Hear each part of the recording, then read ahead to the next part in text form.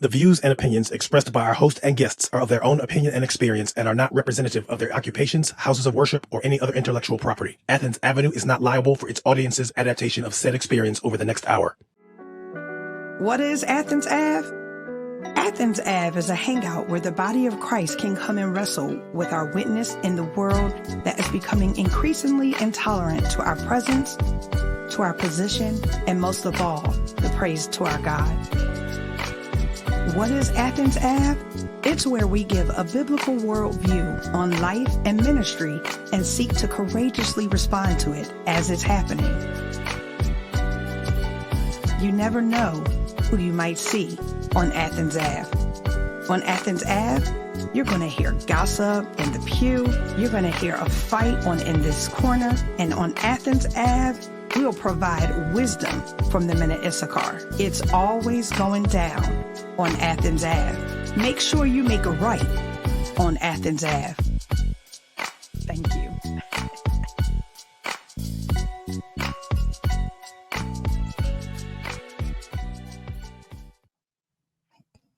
Hi. You could always ride that beat. I expected right there, you. right? I know. I'll be like, because that's what we should be doing. Always We ride should be that thing dancing. right there. How are you? Yeah, absolutely. You I'm good? good. I said, I'm how are good. It's you? good And to you be said, here. How you doing? absolutely. I am well. I said I'm good. Absolutely. It's good to Oh, be you here. said You I'm good? good. Absolutely. Yeah, yes. That's what I'll Yeah, say. no That is doubt. my answer. Yes, I'm well. Any day above ground is a good Mm, day, so I shall not complain. All right. Okay. So let's Okay. just jump right into the segment that we're all here for. What, in this Are we pew? are we We all not here for here that. for in this pew? In the pew? Yeah. I've got something to tell you. I've got some news in the pew. In the pew. But hi, everyone. So it's our alone time, and I'm going to put this up. I know we were all together last time, but this time I'm going to put this one up with just us. Okay. So let me pull it up and you tell me this was another viral video. So you guys tell me what you think. A viral church video is causing controversy around Metro Atlanta.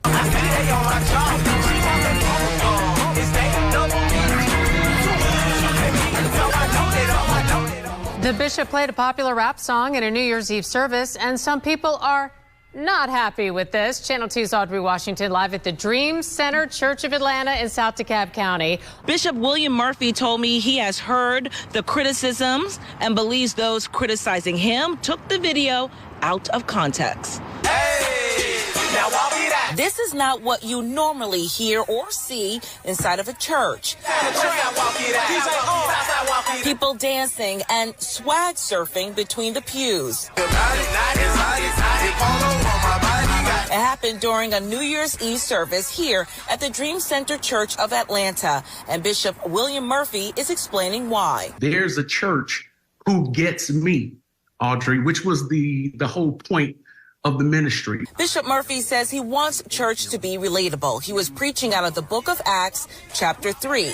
That's the story of the lame man who needed help to get up and walk. We were talking about 2024 being the best year of your life so far, but there was a responsibility to watch the prophet and then to work the prophecy. And so the working of the prophecy was to walk it out. But not everyone believes secular music should be played inside of a house of worship.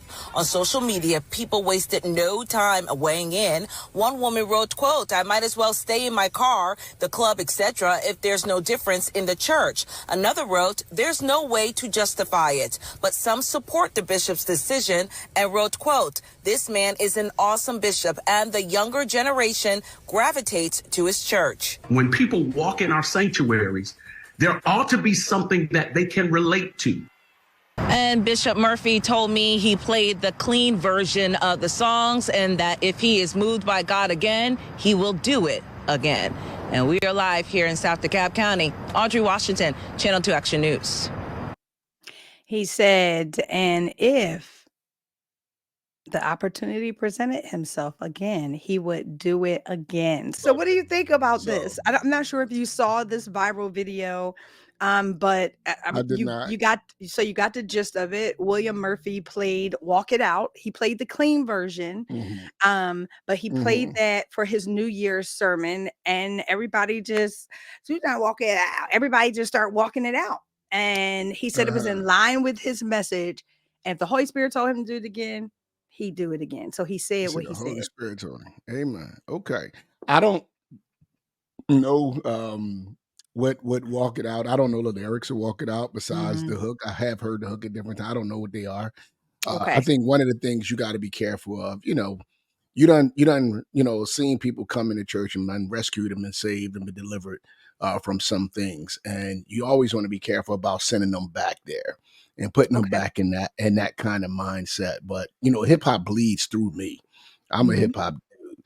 So I will spit lyrics in the middle of a message. It just comes out because it's just in me,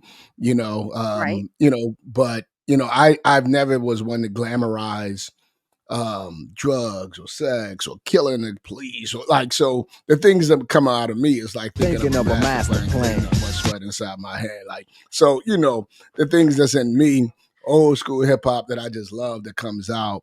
But trying to take you back to a place or to a mindset or to a feeling or emotion or to a person, we just got to be careful about those kind of things. That's all I would say. I don't think it should have ended up on the news. Is it really that deep? No, it's a big thing because the controversy is like, hey, if we are, to your point, there were mixed reviews, right? So some of the young people, obviously, they're going to relate to that song. They hear "Walk It Out," they're going to start dancing and all those things. And it was in line with him walking certain things out for 2024. I hear you. But other people think that, no, this is wrong. We don't care if it was in line with his message or not. It shouldn't be a secular song in the church. And so now I'm going to bring our co-hosts in. Let's hear what they have to say. I'm nervous. While they coming in, that it's funny that I tell my people all the time, like they come in church and they hear church music and they might listen to it on the way in, but on the way out, they done clicked over to another station on their way out of the church than what they listened to on the way in.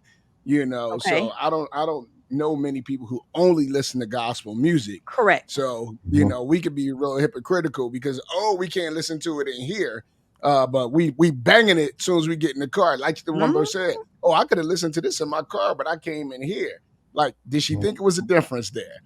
How do we reconcile those two things right there? Do you listen to it or don't you listen to it? Correct. And what she was saying to that point, she was saying, had I known that I was going to hear the same stuff that I hear in the car, I would have just stayed in the car. I was coming to church to hear something different. So what do you guys, PK, RDub? I would say, given the climate, I would refrain from it personally. Okay. Only because that's just like saying, is it for communion? Do I want to really drink wine? I got alcoholics in the room. So I got to think about that. Okay. That's me. That's okay. Candyman. You know what? You're gonna stop calling me Candyman. Sorry. Okay. I just wanted to say it 3 times. I like Candyman. Okay. It's a couple. I'm taking it out. I'm never saying it again. No. You can. I'm only joking. No, it's fine. So number one, I don't like that kind of rap. That's like something. So first of all, I don't like the song. First of all, I don't like the song. Okay. That style of rap, hip hop is just okay. But no, I see good points on both sides. I think, I think as I looked at that, I'm kind of in the middle. Like, I don't believe that you can't say that it's wrong to play a secular song in the middle of a worship service, but I wonder, and again, it's a clean song, so I don't see an issue there. And we all make references, like RDub might reference Frankie Beverly, and Anderson will reference Run DMC, and you might reference Tribe Called Quest. Like, so it's like we're all going to reference the things or the artists that we can connect with our audience that we referenced and things like that. I just think it's important. Like I think about, and I think Anderson mentioned it, you may have people within your fellowship that may be offended by it. And I think 1 Corinthians 8 talks about how we ought to conduct ourselves with someone that may be a weaker brother, that may have come out of that lifestyle where they are in the club Saturday nights and they're trying to get away and they're a weaker brother, and we can't just dismiss them, and we need to be conscious of them even when we might have a right to do it. I got a right to listen to secular music. Yeah, I listen to when I'm leaving, walking away from, driving away from church, I'll have my favorite artist on. I listened this past Sunday, I listened to Prince on the way home. No. Man, folks. Oh yeah, all right, LA. Folks. No, you did. No, you did. I need to remove you. Okay. But we need to take your license away, man. But Paul says, "Be careful how you exercise your rights. Do not become a stumbling block for the weak." Correct.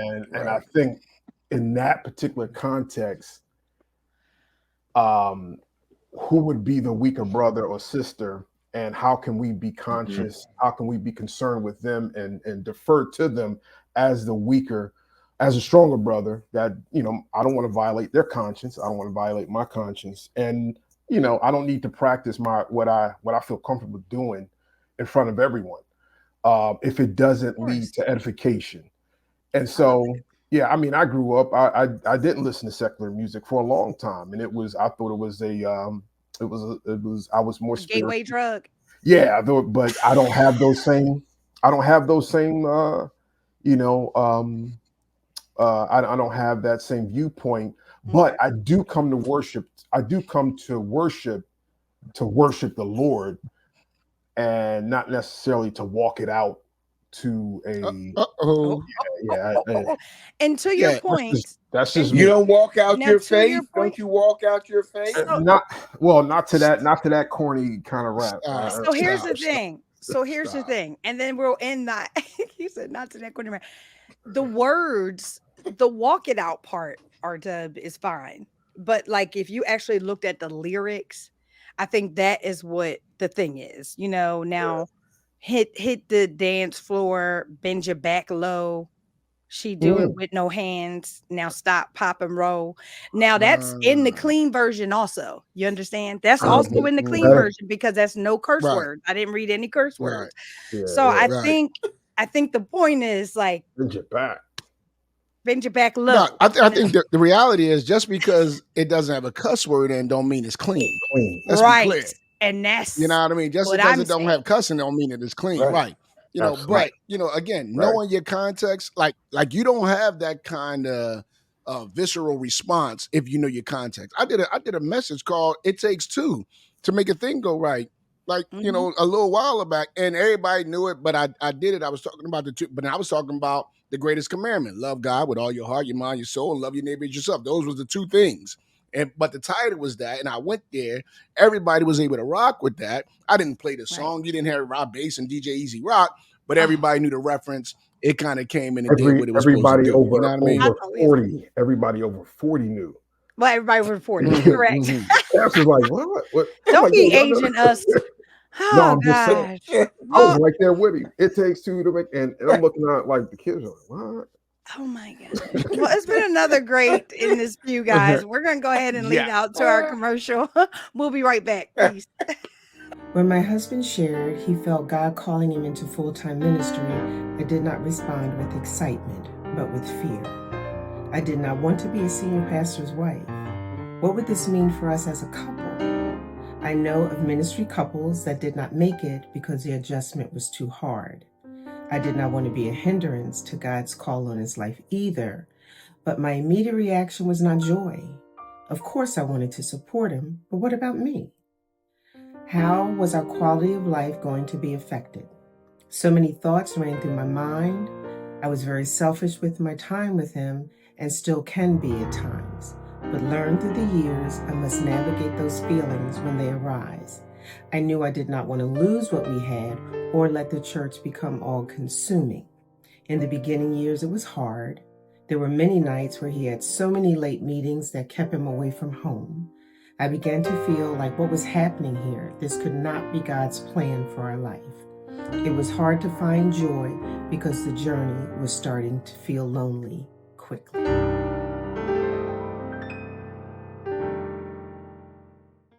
And we're back.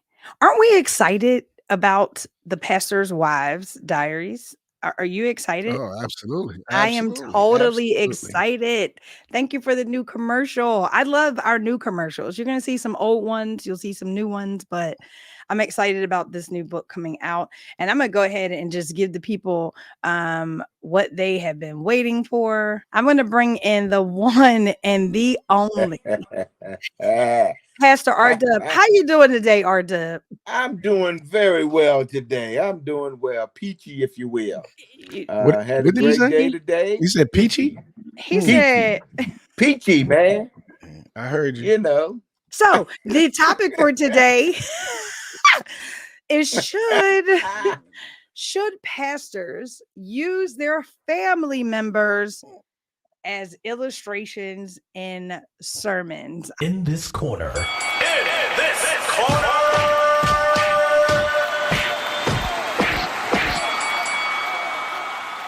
Dr. LA, how you doing today, my What? You doing all right? What's up, man? What's up? Hey, I'm okay. man, I'm okay. Yeah. All right, man. I'm just checking with you trying to grow a beard here, I see. Go ahead, man. It's been a long day. I'm growing that. I'm rocking up. You know, it's winter time, so I'm doing the beard thing now, you know? Yeah, But okay, don't try to soften man, me up, man. Where we at on this this thing right here? Hey, man, should pastors use their family members as illustration? And let me. Can I start, or you want to start? You gonna give grace to the old person? It's up to you, man. Whatever you like, man. Okay, I'm going to say I think it is okay to use your family members as illustrations in sermons for the sake of being as legitimate and authentic as possible. Now, I'm not saying doing the crude stuff, but I'm saying that it helps the audience to see that the pastor, the proclaimer, is just as human, and his family is just as human and dysfunctional as everybody else's family. You know, everything that goes on in their family goes on in his. And I think it's good, it's okay, and it helps the congregation, in my opinion, in cases to connect with the pastor and his family. I think so. Okay. And I'm going to say this. I'm going to say I am guilty of doing it. But if you would ask me, is it a good practice? I would tell you no. And I would tell you no for a few reasons. One, because I think you set your family up in such a way. So let's say we talking about your kids. If you say good things about your kids, now you set your kids up for scrutiny. You say bad things about your kids, you're going to embarrass them. You know, ultimately, if you say anything about them, it can be an invasion of their privacy. So I would say if you're going to use the family, it probably should have some boundaries. It probably should have some ground rules, and you probably want to ask for permission. You know, because I get the transparency thing, but the reason I think you should ask for permission because I don't think you want your family to be walking around the house wondering or fearing anything that I do, anything that I say, anything that happened to me can become a illustrations in dad's message, right? And so I think you got this you don't want to set that kind of culture, that kind of precedence of using your family as illustrations all the time, whereas they feel like, please do not let this end up in a sermon because they just don't feel like they could trust you because anything that happened in a home may end up coming up out of your mouth. So I would start there and say, yeah, it could be kind of difficult. Yeah. And I agree. I think there needs to be some boundaries with it. And I'll confess because, they say confession is good for the soul. But Dr. But bad for the Amos reputation. Patterson said, but bad for the reputation. Man, there've been many a day, man, many a day when I use my family in the illustration, and I caught it when I got home, right? And Okay. I shared how it can be helpful.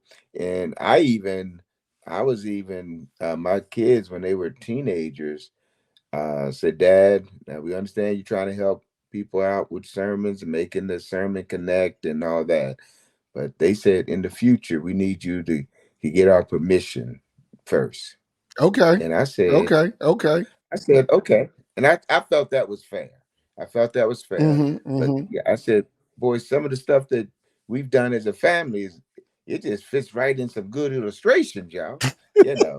But now I don't ask for I don't ask extended family members for permission.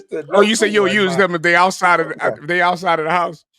Yeah, I would say this, man. I would say, I mean, it's good that the boys did say that to you, because I think you can. Yeah. A lot of pastors will do it, and their kids may not say nothing to them, Mhm. but it don't mean that they enjoy being the object lesson on Sunday, right? They may not say you hurt my Right. feelings, or please don't do that, or please don't embarrass me, but you also seeing a bunch of pastors' kids really act out, right? Because they've been painted in such a way, and you have people in the church, when you start talking about your family enough, they begin to talk to your family like they know them. Like, you don't really know my kid. And if your kids is not extroverts, right? If they not people, you come up to me like, your dad would told me what you did, like kids don't really want to hear that. They feel uncomfortable talking to adults. You done told a story, and now somebody's coming to them and feeling like, they already feel like they under a microscope, they in a fishbowl.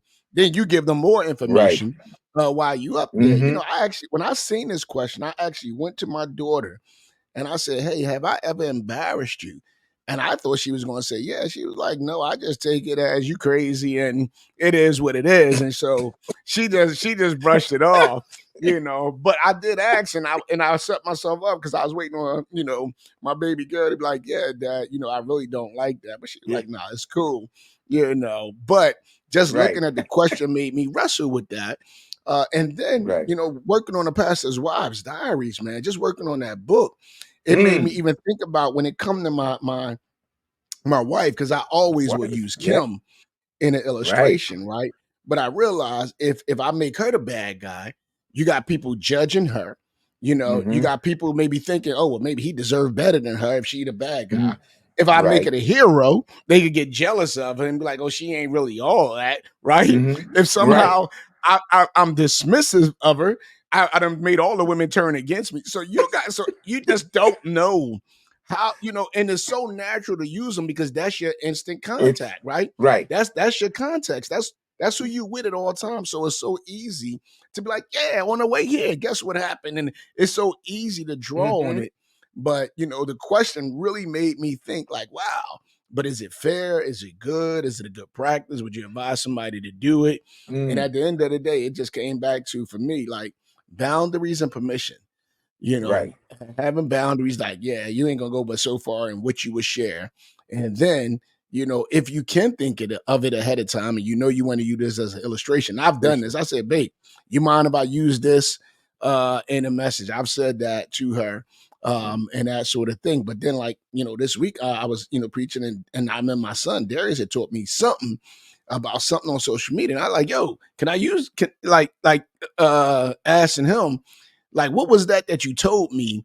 Because it just fit right there, and the Holy Spirit brought it right back to mind. So, but I didn't use him as an illustration, but he's teaching me. I always learn from my kids, man. Yeah, and I use those things, And I appreciate that, because in the context with my conversation with my sons, that's how I had asked them, how did y'all feel about, and they weren't offended.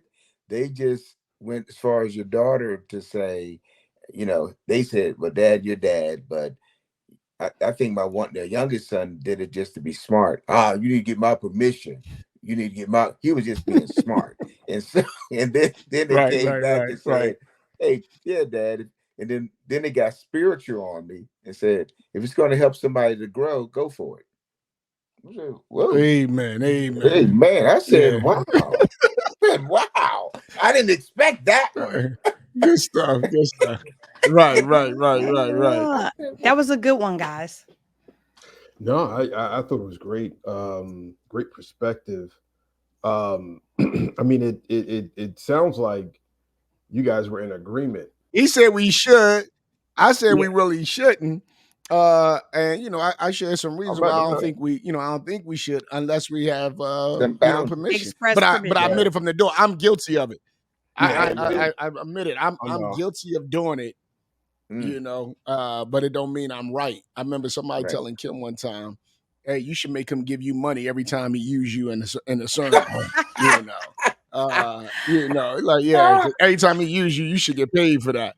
And I was like, she do. It's called mortgage. But that's a whole nother story. Y'all go ahead to the next one. Water, gas, electric. Oh my God, that's hilarious. She is in these comments. I'm telling you, I already can't wait to see what the comments are saying. Well, yeah, But listen, because I think go doing it ahead. with a spouse is different, and it's even though it's family members. Because my wife said, don't bring my bedroom into no pulpit.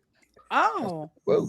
Oh. And that is another And I said, show, baby, why would you guys. even think I'd do that? But that is But I understand that. Yeah. I think I think what's helpful in these the type of illustrations is I think people are probably edified by hearing the failures that this didn't, I did this in this way and this wasn't God's way. Like I think those kind of references to family, integrating family into illustrations or into a sermon are helpful because that encourages those who are listening. I think when pastors put a Superman on a chest, that to me that might ostracize or separate you from your audience, where they can't relate and may actually do in the long run do more harm than good to both the pastor and the congregation. I think illustrations can be, family illustration can be so powerful, but they can also be damaging. It can also. I think if you the pastor end up as the bad guy, I think it works. It works. Yeah, it works. It works. If you're always if you're the bad guy, it works. But if you make your family the bad guy, it's going to backfire. Hold up. Now, wait a minute, guys. You know good and well that I'm not going to leave you. This is your girl, Mama Spitfire, a.k.a. Faith Stalker, a.k.a. Pastor Sone. I'm on the microphone. Yes, you can expect so many new things from our second season of Faith Stalking. We're going to be talking about trust. We're going to be talking about current events. We're going to be talking about marriages. We're going to be talking about relationships, friendships, your job. You may get some special guests, and I may even drop a bar or 16. Know what I mean? I'll see you soon. Peace. Men of Issachar.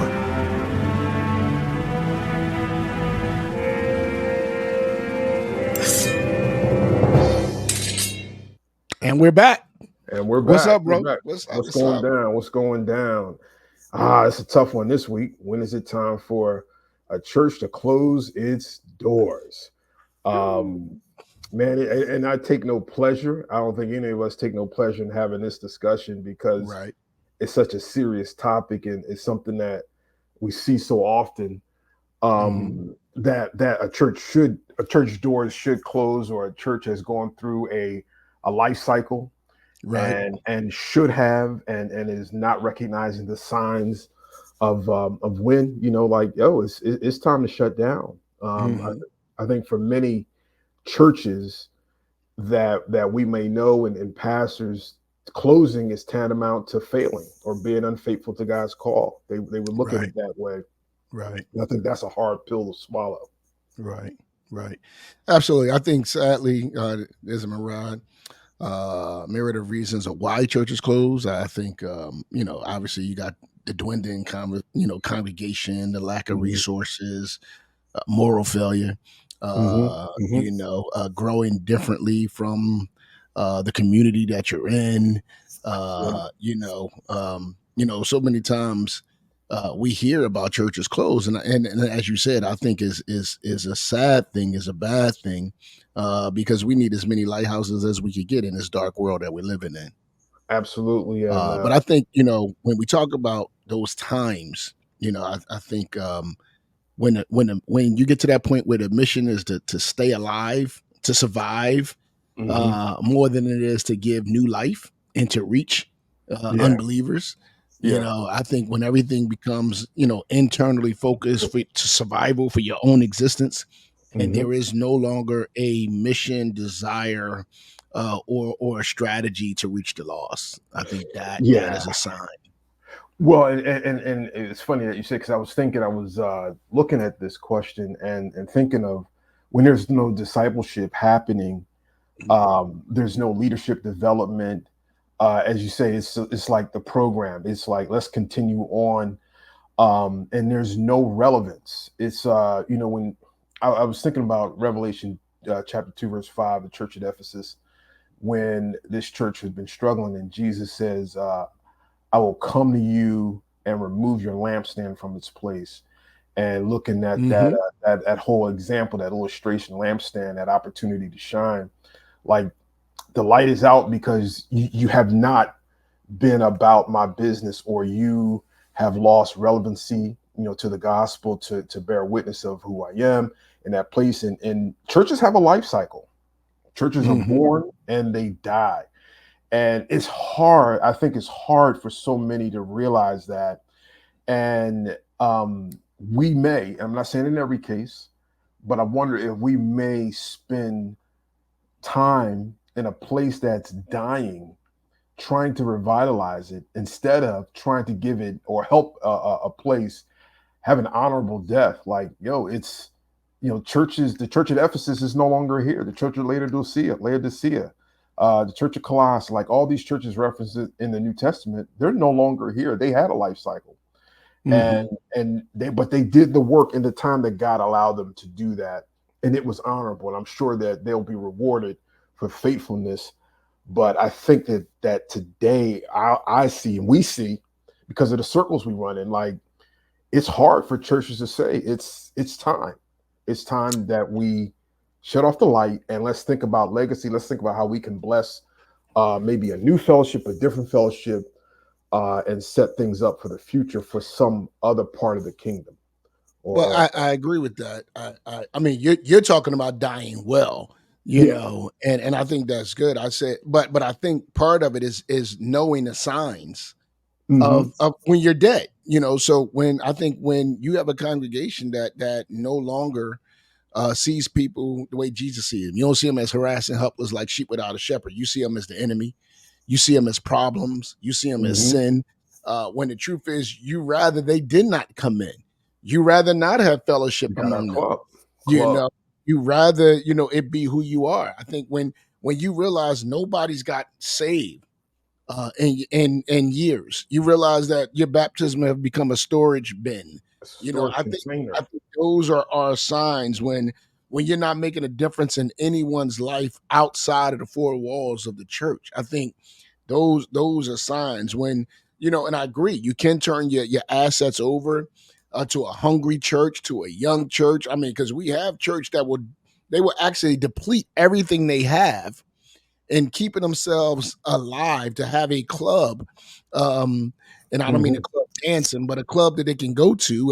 We got a building, we got a place that we go to, and we just go have fellowship, and we think that's church, right? But Jesus' church was based on His blood being shed on Calvary and people being saved, and in Matthew 28, and going and making disciples and baptizing them and teaching them to obey, and disciples making disciples. And when that cycle stops, when you're no longer making disciples, when you're no longer seeing salvation, when you are no longer in that position, now it's time to say, okay, our season, right, of actively being a church is not, our Christian walk is not over, but now maybe it is time for us to merge. Maybe now it's time for us to join something else. The season of us leading the charge has bypassed us. Now it's time for us to find out where we fit in somebody else's season of leading the charge. Yeah, and that I think is so true. I think another sign is leadership that is really not welcoming to anything new, to sharing that. I think that's a telltale sign that this thing is not healthy. I mean, you talk about what are the signs of health, and do the inverse. You have unhealthy places where leadership is not discipling a new generation, not developing new leaders, unwilling to relinquish responsibility and roles, unwilling to share that, and that's a problem. And that's that club. We talk about that club atmosphere, that club mentality, that private club. Private club. The private club atmosphere. The only thing that's missing is the DJ and dancing and drinks, and it's just it has become like a family reunion. It's like I think the inability, as you said, to share, and the inability to change, the inability to grow, the refusal to actually continue being men of Issachar, understanding the times and what ought to be done about it, right? Contextual. Like to not understand that and not engage that. I think those are signs that it's time to close down.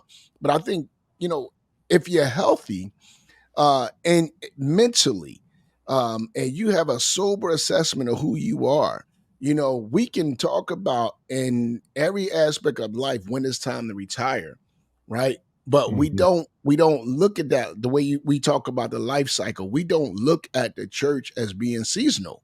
We don't look at it. We think it's our church that's going to be here until Jesus come back. It might not be your local church. It's God's church, wherever that may be. It might not be your local, assembly that's going to be here till he comes back. And the truth is, if you don't have the next generation sitting in your church, there is no future. And the prognosis is eventually, this thing is absolutely. And I think one of the other thing you mentioned, and I think is so critical, is when you see the neighborhood changing around the church, and the church unwilling or unable to change, unable to ask those questions, unable to think contextually. I think about a church that I went to, down South Philly, grew up in, and the whole neighborhood around the church has changed. And because of that church is no longer, it's just boarded up. It died because they were unable to see the times and to make the necessary adjustments and to learn and to be, as you said, the men of Issachar, missional. So. Absolutely. Yes, we're back. Good. But that was a good one. Okay, go ahead. What do you think? What do you think? I think that's good. I think for old school preachers who would you be an old school preacher? I was just asking because I was just, would that be you? I'm honestly asking RDub. What do you consider an old school preacher? Do you include yourself in that? Because what's an old school preacher? Old school preacher would be anybody that's my age and above, but not the oldest school. The oldest school, you still got some guys. Yeah, I see what you're saying. 85, 85, and because I know some brothers. And they're still pastoring the church, and it's only like 5-10 people there. And they said they're not going anywhere till the Lord calls them. And their predecessors died in the pulpit. Wow. That does happen. Yeah, and they're committed to it. And I have talked to. I said, well, okay, but but they love doing it. They love people. They keep going. They go to it. If it's one person in the pew, 3 people, they hold on to the scriptures. Where 2 or 3 are gathered in my name, and they go hard after it. You say misquoting them. Hey, but they grew up on that, man. They grew up on it. Yeah. If you've ever gone to a place where that's the case, it's and I'm not trying to be funny. It's a sad. It's just sad. You in one sense you got to recognize a certain level of faithfulness, like they. But at a certain point, it's just like someone who can't let go of the past. The biggest problem with that is, I think we need to understand, like, even when we talk about the church, close your doors, I think the doors are closed. They just don't know it. I think the doors are closed. Like, they're not reaching nobody. The doors are closed. They, when you come and you got 5 people and you open it a Bible, you're having a Bible study, and that's fine. But don't call it a church. Call it what it is. We having a Bible study, or we having fellowship around the word. But if you're not making disciples, you're not having church. Well, guys, thank you for another. I'm telling you, these Good job. Yeah, you guys are. Season 3 is popping, guys. If you're not already tuned in, make sure that you share this. Make sure you like. Make sure you subscribe.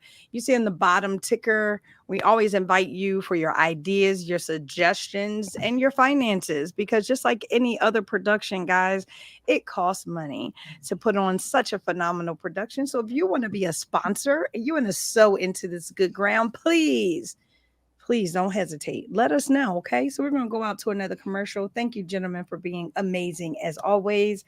Minute Issachar will always bring out the teaching, okay? I'm normally just writing notes. We'll see you back after this commercial break.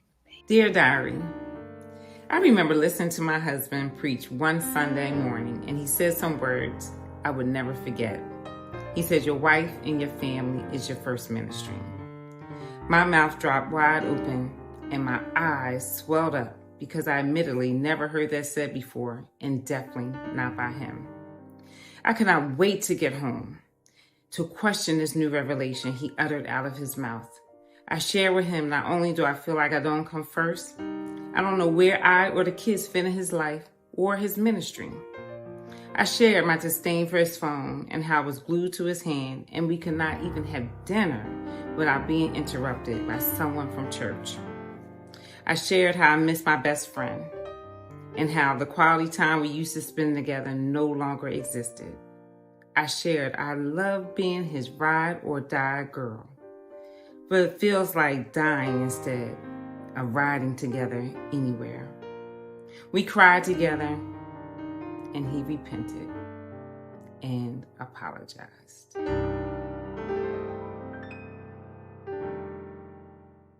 And we're back. You know what? They told me behind stage, Dr. LA. RDub was like, how are you asking us to sow and you don't have the Cash App? I was like, what a good question. So now the Cash App is on the bottom, guys. So now everybody can see it. But you know what's about to happen right now. We're about to go into my favorite segment. It's time. It's time. Absolutely. Let's go ahead and take out this interview with Dr. LA and I and our special guest. We don't like to spoil it. We'll see you when you get back. Well, listen, I am so glad about tonight. What segment it is. It's my favorite segment. On the spot. Yes, my favorite segment. And I'm just going to dive into this. Our next guest, I am excited. We have Judith Dumorney. She made sure that I made sure that I asked her how to pronounce it because I didn't want to mess it up. She is a dynamic 3-time author. Okay. She's a community advocate, passionately serves her community as a multifaceted individual.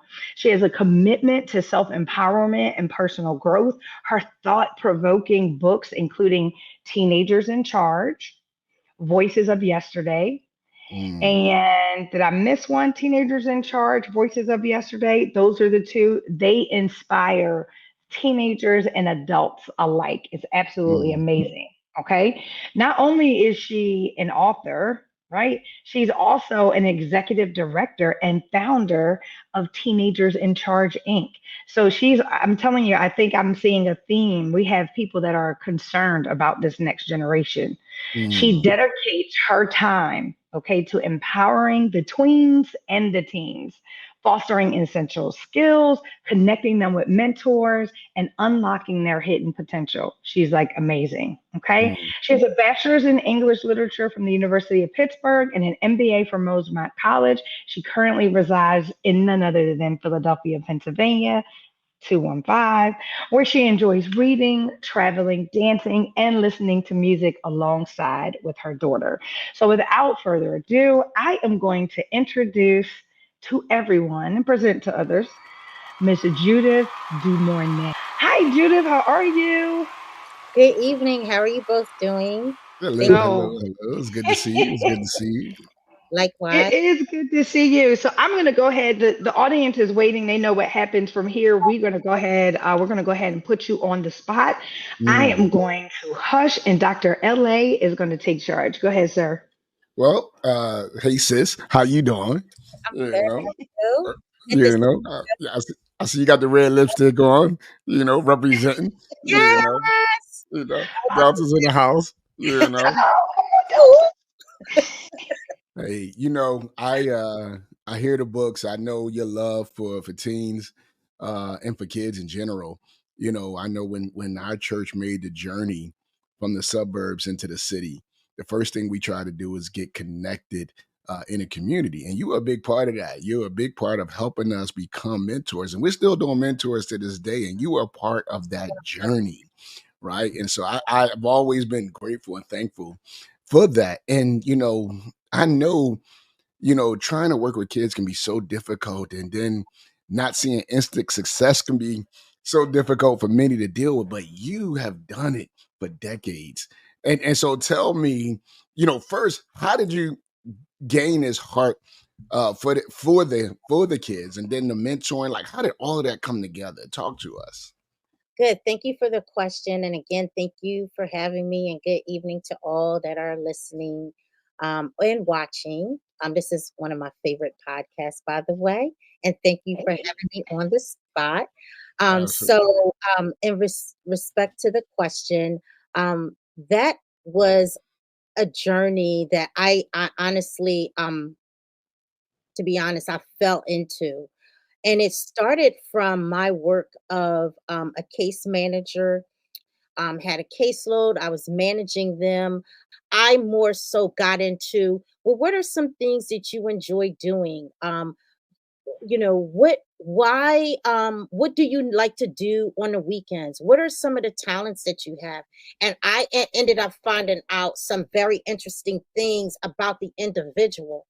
I wanted to wanted to learn more about how can we help this young person, right? And many of them really was disappointed with their whole life. So as a result, I felt that if teens learned how to be in charge of their life, teaching them the just basic life skills, what would that look like? Hence the name Teenagers in Charge. When you were coming up, did you experience that kind of guidance that made you say, I know that this is what they need? Like, how did you innately know that that was the need that was really there? So interestingly, in the early 90s, mentoring, the way that we know of the word and the term today, that really didn't exist when I decided that I wanted to start a program for and about teens. I did have mentors in my life, to answer your question. In addition to like my mom, these are adults that helped me with my first job, helped me to discover my talents. The mentor that I had in my life, a gentleman, Mr. Stanley Vaughn, I shared the vision that I had about Teenagers in Charge. And literally, I went in on January, went into his office, and I said, Mr. Vaughn, I have an idea. I have not shared it with anyone. I really would want you to help me. And he says, well, when do you want to do it? And I said, oh, maybe next year. He says, that's premature. He says, I think you can get it done. It's a great idea. And let's launch it in May. And he gave me funding for it. So when I think about people like that, of course, I would say that's a mentor. And the person, Mrs. Julie Tyler, she recently passed away. She too was a mentor and helped me to discover my passion in working with youth. I got a question. So can that really quick? So when did the business start, or like when did you start Teenager in Charge? Like what year? 1995. So I went in January Wow. 1995 with the vision of wanting to have a program for and about teens. And in May 1995, he gave me the funding, or the agency gave me to actually launch Teenagers in Charge. And we are still in existence today. But I love it. Yes. You know, I did hear you say your daughter, but you know, you're an entrepreneur, you know, you're an author, you're obviously, you know, a business owner, you've created such a great organization. So how do you like balance all of that? You know what I mean? Being a full-time mom, being a full-time worker, all of those things. How do you balance your life? So one of the things that I often tell others is we have to practice self-care. We have to learn how to practice pause. We have to learn how to do things that we really enjoy. And these are things that I really enjoy. And if you really want to do something, you have to find the time to do it. And so I just try to balance like some of the free time that I have in doing the things that I enjoy. So like traveling, writing for me is very therapeutic. So that's how I was able to you know, author some books, as well as being able to solve a problem. So some of the businesses that I have been involved with is really solving the problem, finding a niche market that doesn't exist, and being able to create it. And so, and also bringing others along with me in this journey, because there are a lot of people that have some of the same vision that I have, but they rather be in the background. So I just bring those people along with me. And I think that helps to create the balance in doing and executing exactly what I always wanted to do. Good, love it.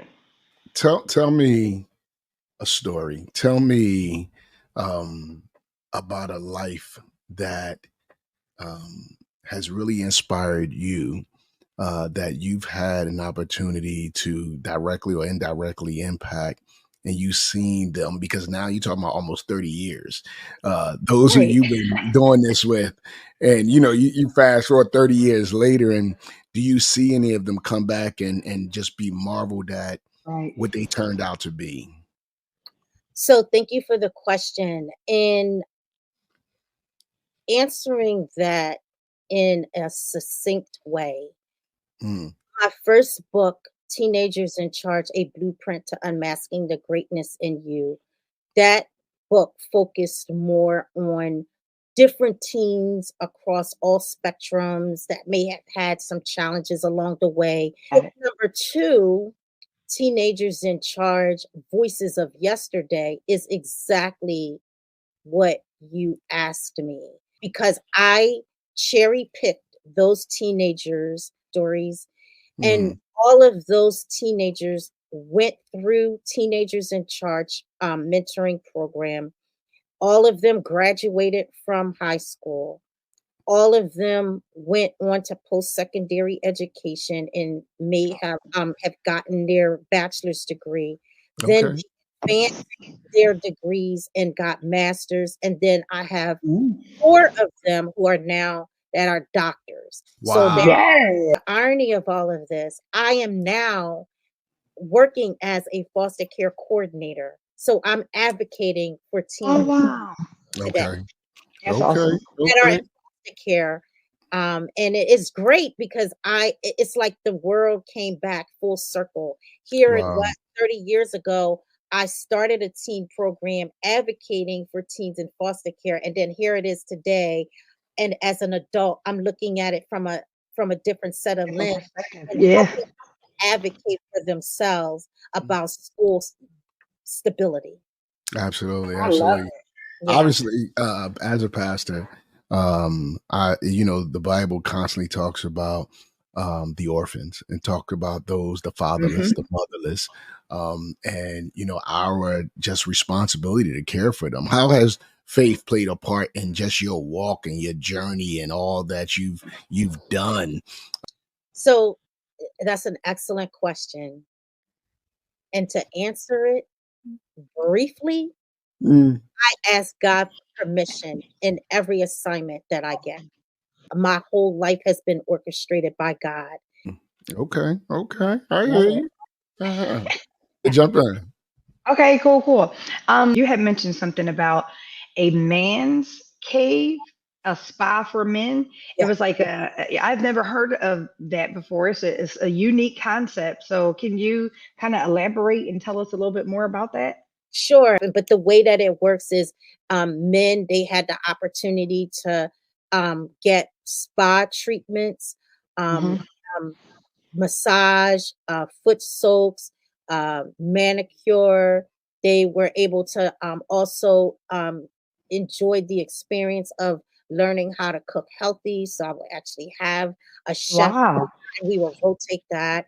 And then we would go to different areas of the city so that men would have the opportunity to come to us. So it was a pop-up. And okay. That it's set up. I love it. Are you going to bring it back in 2024, 25? Yes. I will come to Philadelphia. I'll bring some men to Philadelphia. I know some men in Philadelphia that can come and check it out. Yeah. I'm in Texas, so we can't participate, but I'm from Philly. We will support. I'm looking to eventually travel. I mean, because it is a pop-up, and so okay. Come on down to Texas, Judith. Well, that might be some kind of way that we need to treat our pastors. We try to teach them some sure. And maybe we need to sponsor that and introduce them to that as a group. But at the end of the day, we want men to understand, it's important for you to take care of yourself. So looking forward to reading your books now. I really am. I'm for really real, excited about for that. real. Yeah, I am really excited about that. I can't wait because my books, the Diary of Pastors' Wives and the diary, the Pastors' Diaries. You got these teenage diaries that you done did, that you done chronicle. So I'm hype. I just want to get it now. I'm hyped. I love it. Is it my turn to ask my fun questions real quick? Yeah. Go ahead, All right, I got. Other than red, okay, what is your favorite color? I love purple because it represents royalty. And I should have said red or purple. My deltas always default to purple once I say other than red. I got to do better at that. Question: how old is your daughter? My daughter just turned 22. Is she in any of your books? Legacy.